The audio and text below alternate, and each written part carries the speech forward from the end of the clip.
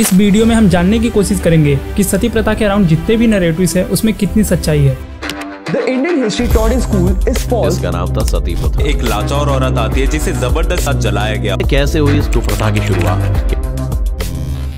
सबसे पहले हम सती प्रथा के रिलीजियस सेंसन्स के बारे में जानते हैं। जो हिंदू रिलीजियस स्क्रिप्चर्स है उसमें जो दो सबसे बड़े प्रोमिनेंट स्क्रिप्चर्स है, मनुस्मृति और यज्ञवल्क्य की स्मृति, और इन दोनों में ही सती प्रथा को कहीं भी ग्लोरीफाई नहीं किया गया है। और अगर बात करें फॉरेन ट्रेवलर्स के अकाउंट्स की, तो जो प्रोमिनेंट फॉरेन ट्रेवलर्स थे जैसे कि अल बिरूनी, जिसने लिखा था कि सती कोई ऑब्लिगेटरी नहीं थी बल्कि विडो के पास एक चॉइस होती थी, और जीन्स जो कि 5 बार इंडिया आए थे, उन्होंने लिखा कि मैंने एक बार भी सती होते हुए नहीं देखी, और उन्होंने भी ये जस्टिफाई किया कि सती ऑब्लिगेटरी नहीं थी और इसका कोई रिलीजियस सेंसन नहीं मिलता है। एक और ट्रेवलर इब्न बतूता बताते हैं कि रिलेटिव्स विधवाओं को डिसबेट करने की कोशिश करते थे पर विधवाएं मानती नहीं थी। अगर हम अर्ली ब्रिटिश पीरियड की बात करें तो वॉरिंग हेस्टिंग लिखते हैं कि हिंदू कल्चर एक बहुत ही बढ़िया कल्चर था और वह अपने पीक पर था। इसी तरफ विलियम जोन्स, जो संस्कृत के एक स्कॉलर थे, वो लिखते हैं कि सती का कोई रिलीजियस सेंसन नहीं मिलता। सती के अराउंड जो नरेटिव्स थे वो चेंज होना तब शुरू हुए जब इंग्लैंड में एवेंजेलिकल मूवमेंट की शुरुआत हुई। जो इंडिया में 3 सबसे पहले मिशनरीज आए थे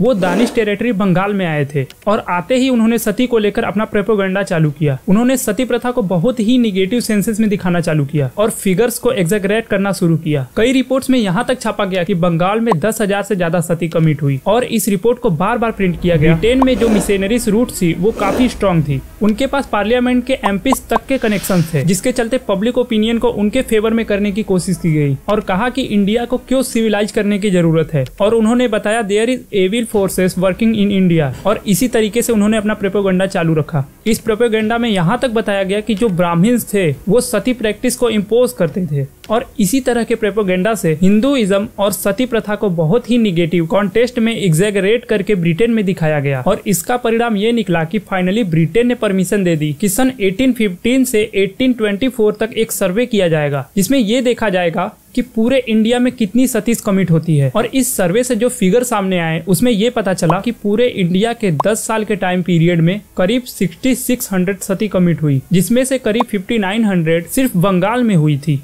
ये डेटा डाउटफुल और सस्पिशियस इसलिए है क्योंकि बंगाल ट्रेडिशनली सती प्रथा के लिए नहीं जाना जाता। और इसमें एक और बात सामने आई कि जो ब्राह्मण्स थे वो पूरे डेटा के 40% थे जिन्होंने सती कमिट करी थी, और उसमें 15% करीब क्षत्रिय थे। और इससे ये मिथ भी डिबंक होता है कि ब्राह्मण्स लोअर कास्ट के ऊपर फोर्स करते थे सती प्रैक्टिस के लिए।